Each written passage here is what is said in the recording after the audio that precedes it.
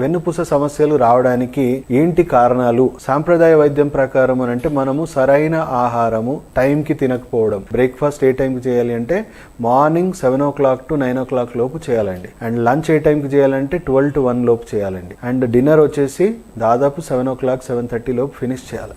ఎందుకు ఈ టైమింగ్స్ చెప్తున్నాను అంటే ఆ టైంలో మన శరీరంలో జఠరాగ్ని అనేది తయారవుతుంది. అంటే మీరు తినే ఆహారాన్ని డైజెస్ట్ చేయడానికి ఒక శక్తివంతమైన అగ్ని అనేది మీ డైజెస్టివ్ సిస్టంలో ఆ టైంకి అవయవాలు మీకు అది రిలీజ్ చేస్తుంది. అయితే మనం ఆ టైంకి తినకపోవడం వల్ల ఆ వేడి మొత్తం కూడా జీర్ణం చేసుకోవడానికి యూజ్ అవ్వాల్సింది ఆ వేడి మొత్తం మీ కండరాల మీద, మీ హార్ట్ మీద, మీ వెన్నుపూస మీద, మీ బ్రెయిన్ మీదనో తగలడం జరుగుతూ ఉంటుంది. దీర్ఘకాలికంగా ఆ వేడి తగిలి మీ వెన్నుపూస లోపల నుంచి అరుగుదల క్రియేట్ అయ్యి డిస్క్ డ్యామేజ్ అవ్వడం, ఆ గ్యాసెస్ వల్ల ప్రెషర్ క్రియేట్ అయ్యి డిస్కులు బయటికి రావడమో, లేకపోతే కంటిన్యూగా ఆ వేడి తగిలి అరిగిపోవడం వల్ల అంటే ఫ్యూజ్ అయిపోవడమో అనేది జరుగుతూ ఉంటుంది. యాసిడిటీ ప్రాబ్లమ్స్, తర్వాత గుండె నొప్పి సమస్యలు కూడా, అండ్ బీపీ సమస్య అంటే రక్తనాళాలు కూడా గట్టిపడిపోయి బీపీ లాంటి సమస్యలు కూడా వస్తున్నాయి. అలాగే ఈ వేడి వల్ల మనకు బ్రెయిన్కి తగిలింది అనుకోండి, రక్తనాళాలు కూడా గట్టిపడిపోయి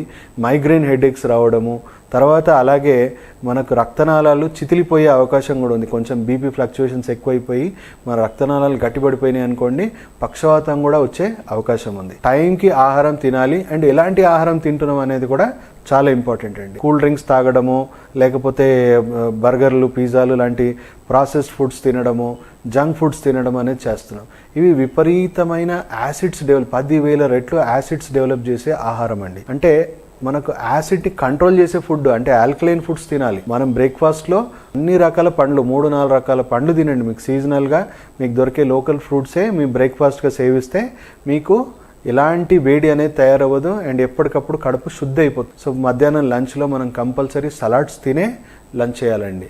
డిన్నర్ కూడా కంపల్సరీ సలాడ్స్ తినే డిన్నర్ చేయాలి. సో దానివల్ల ఏంటంటే మనం తినే ఆహారంలో కూడా విపరీతమైన యాసిడ్స్ తయారవనీయదు. దానివల్ల ఎలాంటి డ్యామేజ్ మీ శరీరంలో అవనీయదండి.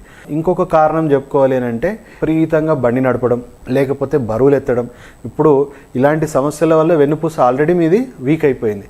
దానికి తోడు మీరు అధిక బరువు, లేకపోతే మీరు బరువు లేపడమో, లేకపోతే మీరు ఎక్కువసేపు కంప్యూటర్ల ముందు కూర్చొని స్ట్రెయిన్ అవ్వడము, అలాంటి కొన్ని రాంగ్ యాక్టివిటీస్ వల్ల అంటే ఎక్కువగా మెత్తలు వేసుకోవడము, దానివల్ల ఆల్రెడీ మీ వెన్నుపూస డ్యామేజ్ జరిగింది. ఆ జరిగిన డ్యామేజ్ని ఇంకా మీరు అన్నెసెసరీ ప్రెషర్ క్రియేట్ చేసి ఇంకా తీవ్రమైన డ్యామేజ్గా తీసుకుంటున్నారండి.